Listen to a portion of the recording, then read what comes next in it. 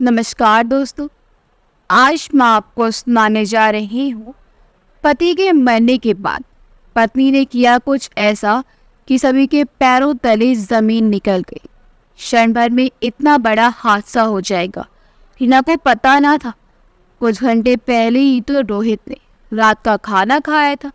फिर वह बिस्तर पर ही पर्स और कागज कलम लेकर बैठ गया था।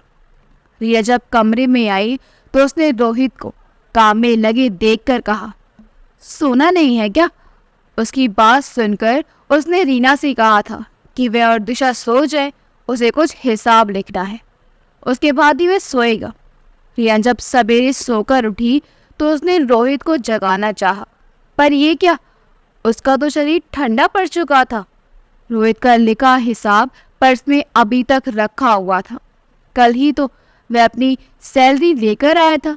एक कागज में राशन का खर्च लिखा था और उसकी रकम अलग रखी हुई थी। दूसरे कागज में दिशा की स्कूल फीस व अन्य खर्चे दर्ज थे और उनके लिए रुपए अलग कर दिए थे। रोहित आखिरी प्लान बनाकर चला गया। उसने अपने खर्चों का, अपनी गाड़ी के पेट्रोल का और जेब खर्च का कोई हिसाब नहीं लिखा था। शायद उसे मालूम हो चुका था कि अब इसकी जरूरत नहीं पड़ने वाली है। रीना ने रोहित का सूटकेस खोला। उसमें रखा सारा सामान ज्यों का त्यों पड़ा था। एक एक चीज को रोहित बड़े तरीके से सजा कर रखता था। ऑफिस के कागजात रखने के लिए अलग ब्रीफकेस था। व्यक्तिगत चीजों का एक रजिस्टर था जिसमें वह खुद के और रीना के नाम निवेश शेयरों, म्यूचुअल फंडों, जीवन बीमा पॉलिसियों और बैंकों में सावधि जमा के खाते आदि दर्ज करता था। दफ्तर से आते ही वह ये रजिस्टर लेकर बैठ जाता था। कई बार रीना उसके एक काम से उभरकर फटकार भी दिया करती थी।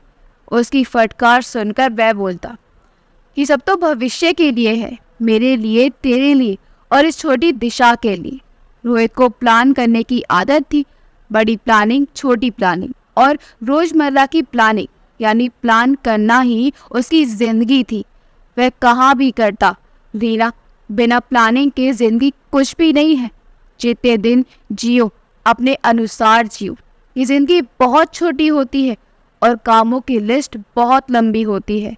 अपने सोचे हुए काम अगर पूरे नहीं हुए तो मन में मलाल रह जाता है। इसलिए कामों को चुनना है। जितने ज़रूरी लगे उतने ही पूरे करने की कोशिश करो, बाकी छोड़ो, फिर तुम्हारी नहीं है, वह बस मोह है। इस मोह का त्यागना है और अपनी जिंदगी को अपने प्लान के हिसाब से जीना है। सचमुच तुमने मोह त्याग दिया रोहित, अनायास ही रीना के मुख से निकला। तुमने प्लान किया मुझे अकेली छोड़ने का। ऐसा स्वार्थी तुम्हारा प्लान निकला।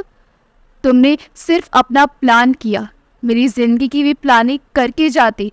अपने पर्स को दफ्तर से आते ही रोहित इसी सूटकेस पे रख दिया करता था।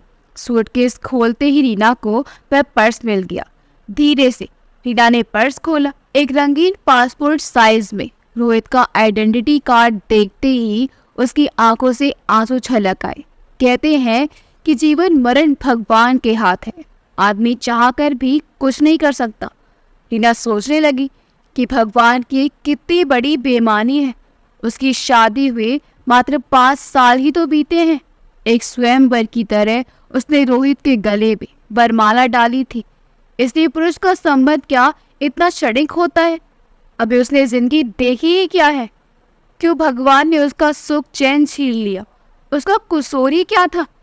इस जन्म में तो नहीं, तो क्या सचमुच कुछ जन्म और भी होते हैं कि किसी पूर्व जन्म का उसका किया कोई पाप है? लोग तो यही कहते हैं। हीना के मम्मी पापा ने उसे समझाया, बेटी पाप धर्म कुछ भी नहीं है। कौन कहता है कि तुम्हें किसी पाप का फल मिला है? बेटी, इस दुनिया में किसी को फूल मिलते हैं तो किसी को कांटे। जिसके इससे कांटे आते हैं वह संघर्षशील बन जाता है। जीवन तो एक संघर्ष है, इसको सहज रूप में लेना चाहिए। जो होना था वह हो गया। हिम्मत से काम लो, उठो, अपने को सहज बनाओ। कैसे सहज कर ले अपनी को रीना? ये दुख क्या है, एक दिन का है जो सुबह होते ही दूर हो जाएगा। अथवा किसी दवा द्वारा छुटकारा मिल जाएगा। क्या विधवा होने से भी कोई बड़ा दुख होता है? एक स्त्री के लिए एक विधवा का क्या स्थान होता है इस समाज में, वह खूब जानती है। रीना को अच्छी तरह याद है, गांव में उसके दूर के एक रिश्ते की भाभी हुआ करती थी जो बाल विधवा थी। लोगों ने उनका सिर मुंडवा दिया था। एक सादा सफेद धोती पहना करती थी वह। घर में उन्हें एक छोटा सा कमरा दे दिया गया था। उस कमरे के अलावा उन्हें घर में कहीं बैठने या खड़े होने तक की इजाज़त नहीं थी। अपने अंधेरे कमरे से गांव के मंदिर तक का ही बस उनका ये संसार था। सुबह सूरज उगने से पहले और शाम को सूर्य अस्त से पहले फीका उबला हुआ सा खाना एकदम रंगीन और बेस्वाद उन्हें खुद बनाकर खाना होता था। और यदि किसी कारणवश वे अपना खाना ना बना पाए तो फिर पूरा समय भूखे पेट ही काटना पड़ता था, क्योंकि उन्हें घर के रसोई घर से कुछ भी नहीं दिया जाता था। उन्हें किसी के साथ हंसी मजाक या बोलने की इजाज़त तो छोड़ो, किसी पुरुष की ओर तो देखना भी वर्जित था।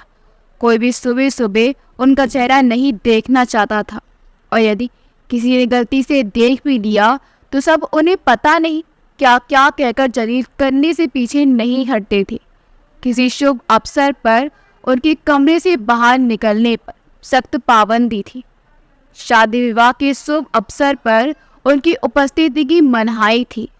उनकी छाया तक से लोग दूर भागते थे। रीना भी अब एक विधवा है। पति के दाह संस्कार के दिन सास ने उसके हाथों की चूड़ियां तोड़कर पानी में फेंक दी थी। बिंदी और माथे का सिंदूर धुलवा दिया। कितना भयावह और दर्द भरा समय है ये उसके लिए। वह सुहागन नहीं रही। लोग अब उसे घृणा करेंगे। घर से और समाज से कटकर रह जाएगी वह। अब तो यही उसका हर्ष है। क्या वह इस स्थिति को स्वीकार कर ले? नहीं, ये एक बुज़दिली होगी। वह नए जमाने की लड़की है। वह दुनिया का सामना करेगी। वह गांव की निरीह भाभी नहीं बनेगी। जिंदगी में एक हादसा ही नहीं आता, और भी आ सकते हैं, पहले से भी बड़े। तो क्या वह जिंदगी इसी तरह हारती रहेगी? नहीं, कदापि नहीं। रिया ने पर्स को मोड़कर ज्यों का त्यों रख दिया। अनायास ही उसका हाथ सूटकेस की पॉकेट में चला गया। इस पैकेट में रोहित द्वारा लाई चूड़ी रखी थी, जो कुछ दिनों पहले रीना के लिए लाया था। लेकिन अब वह इन चूड़ियों को क्या करेगी? किसके लिए पहनेगी? अब कौन देखने वाला है इन्हें? किसके लिए इन्हें पहनकर सजेगी? जो चाव से लेकर आया था अब वह नहीं रहा। ये सब चीजें तो सुहागनों के लिए होती है ना। वह तो अब सुहागन भी नहीं रही। उसे याद आने लगा था कि कैसे कभी कभी रोहित अपना प्यार जताने के लिए उसे बिठाकर उसका श्रृंगार किया करता था और कहता था कि तुम हमेशा ऐसे ही सज-सवर कर रहा करो, मुझे अच्छा लगता है। और रीना उसे तो मानो उसके सीने से लगकर सारे जहां की खुशियां मिल जाती थी। रोहित जब भी उसे बाहों में समेटता था तो वह अपने सारे दिन की थकान को भूलकर उसमें खो जाती थी। लेकिन अब वह किसके लिए सजी और किसके बाहों में सिमटकर अपना दुखड़ा रोए? उसकी आंखों से फिर आंसू टपकने लगे थे। कुछ देर के लिए वह निष्क्रिय हो गई। घर का सामान आदि जब भी कभी वह देखने लगती है तो ऐसा ही होता है। घर में उल्ट पुलट करने की आदत उसकी पुरानी है। रोहित बार बाहर कहा करता था, ये क्या तुम घर की चीजों की उठा पटक में लगी रहती हो? सारा सामान इधर उधर फेंकने लगती हो। क्या तुम्हें और कोई काम नहीं है? क्यों नहीं तुम अपनी पढ़ाई फिर से शुरू करती हो? मैं इस बार पटना जाकर तुम्हारे नए कोर्स की सारी किताबें ला देता हूँ। रोहित फिर पटना नहीं जा पाया और रीना की पढ़ाई अधूरी ही रह गई। वह एमए नहीं कर पाई। अब तो और भी कुछ करने का उसका मन नहीं करता। दिशा को स्कूल पहुंचाने का काम आया कर देती। स्कूल का रिक्शा दोपहर में दिशा को घर पहुंचा देता। दिशा स्कूल से आती है तो कुछ देर के लिए उसके साथ उसका मन बहल जाता, लेकिन दिशा के बार बार पूछने पर कि उसके पापा कब तक आएंगे वह कुछ भी जवाब नहीं दे पाती। रोहित के मृत शरीर को जब शमशान घाट ले जाया जा रहा था तो दिशा सवाल कर बैठी थी, क्यों पापा को इस तरह लिए जा रहे हैं? उत्तर में रीना बोली थी, तुम्हारे पापा की तबीयत रात से ही बहुत खराब है ना, उन्हें अस्पताल ले जाया जा रहा है। जल्दी वे अच्छे होकर वापस आ जाएंगे। तब तक तुम बाहर जाकर आराम से खेलो। 1 महीना गुजर गया, लेकिन रीना दिशा के सवाल का जवाब नहीं दे पाई। पिछली शाम जब दिशा के साथ छत पर बैठी थी, तब दिशा ने वही सवाल फिर किया था। अचानक रीना के मुख से निकल गया, वह देखो, सबसे बड़ा तारा जो बहुत तेजी से चमक रहा है, तुम्हें दिखाई दे रहा है? वही तुम्हारे पापा हैं। जब तुम्हें पापा की याद आए तो तुम इसी तारे को देखकर उन्हें पुकारना। वे सपने में तुमसे मिलने जरूर आएंगे। इस तरह कितने दिन रीना दिशा को बहलाती रहेगी। कभी कभी वह सोचती कि इस पहाड़ की जिंदगी को कैसे जी सकेगी। अब इस जिंदगी में रखा ही क्या है? क्या करेगी वह जीकर? किस सुख के लिए वह जिएगी? क्यों ना वह मर जाए जहर खाकर, अपनी जीवन लीला खत्म कर दी। मगर 5 वर्ष की बेटी दिशा उसकी नजरों के सामने आ जाती है। नहीं तो उस दिन जिस दिन रोहित का हादसा हुआ, मैं भी अपना अंत कर लेती। दिशा के लिए तो उसको जीना होगा, चाहे जैसे भी हो, दुख से या सुख से, ताने सहकर या फिर लाछन सहकर। वह औरत है, एक विधवा, जिसे समाज बार बार ठुकराएगा, धुतकारेगा। चल बेटी, यहाँ से अब चल। क्या करेगी यार अगर अब अकेली? रोहित की बीमा और भविष्य निधि आदि का सेटलमेंट तो घर से भी किया जा सकता है। वह मुझ पर छोड़ दे, मैं पट्टा से ही ये सब काम कर लूँगा। पापा ने उसे साथ ले जाने की जिद की थी। रीना ने उनकी बातों का कोई जवाब नहीं दिया था। वह सोच रही थी कि कितने दिन माँ और पापा अपने साथ उसे रख पाएंगे। 10 वर्ष, 15 वर्ष, फिर उसके बाद घर में 2 छोटे भाई हैं। माना वे उसके बेहद प्यार करते हैं। भाइयों की शादियां होंगी। एक विधवा ननद को भाभियां क्या सहज रूप में स्वीकार कर लेंगी? वह तो उन पर एक अनचाहा बोझ बनकर रह जाएंगी। उसको उन लोगों के भरोसे ही तो जीना पड़ेगा। गांव की विधवा भाभी की ही तरह वह भी सबका तिरस्कार और अवहेलना झेलते हुए जिएगी। हीरा की माँ ने भी उसको बहुत समझाया था कि तुम्हारे पापा ठीक ही कहते हैं बेटी, उनकी बातें मान ले और अपने घर चल।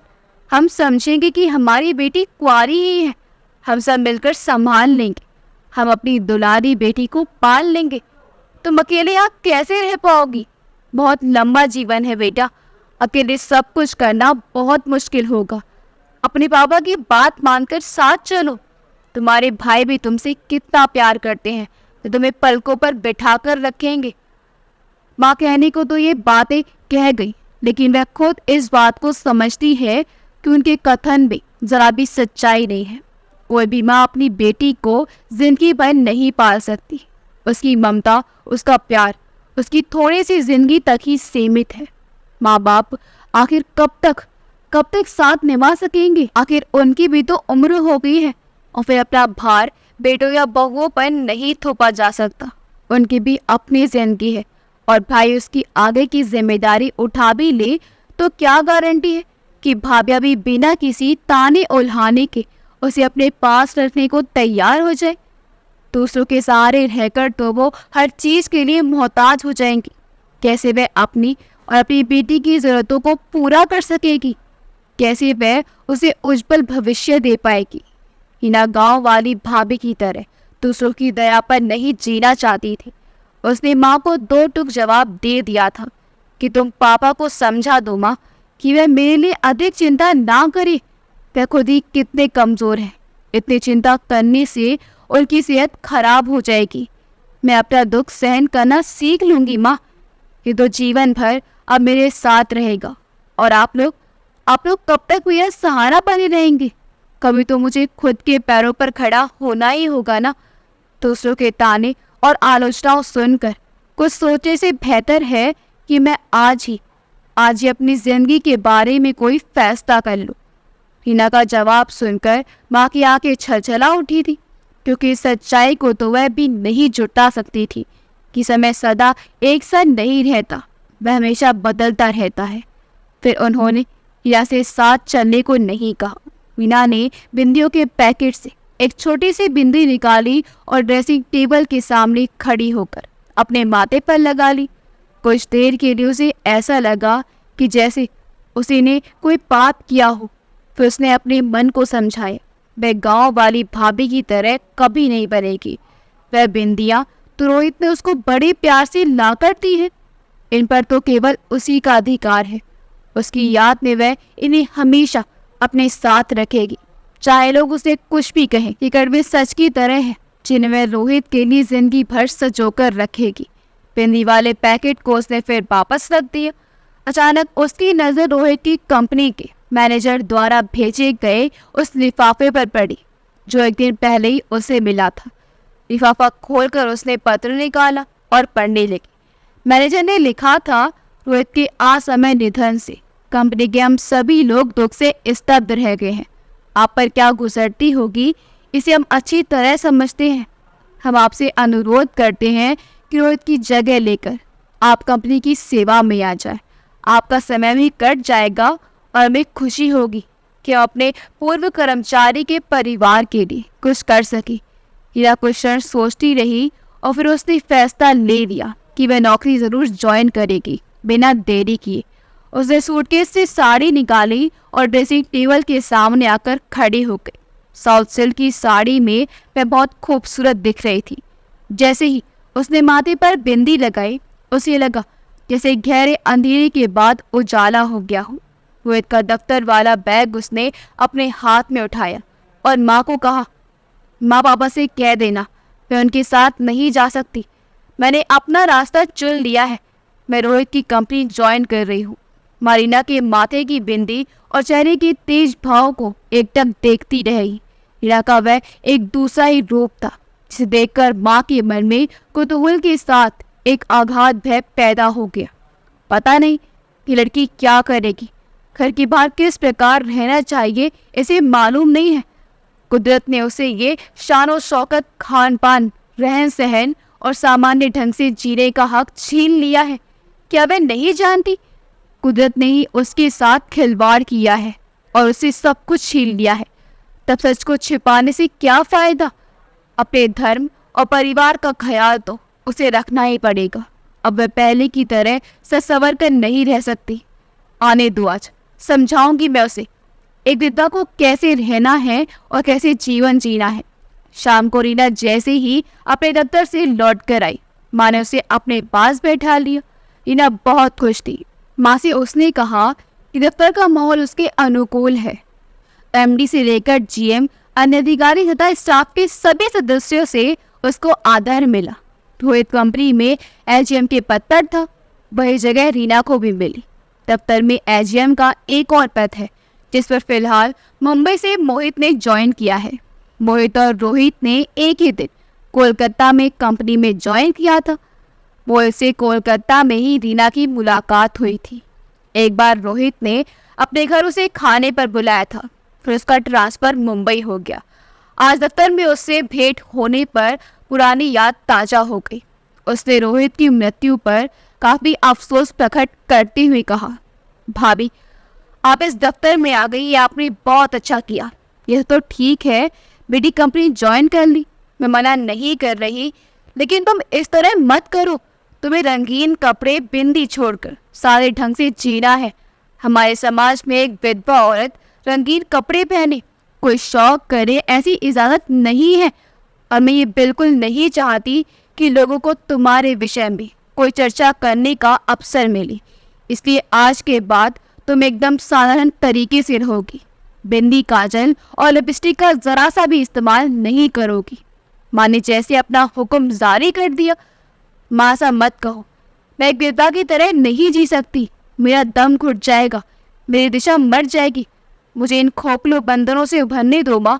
मैं अपनी जिंदगी को अपनी बेटी के साथ भरपूर जीना चाहती हूँ। मुझे जीने का हक मत छीनो माँ। मुझे बल दो माँ कि मैं इन बुरे रीति रिवाजों का खुलकर सामना कर सकूं और खुलकर हंसी खुशी के साथ अपना जीवन जी सकूं। रोहित मुझे छोड़कर चला गया है, इसमें मेरी क्या गलती है?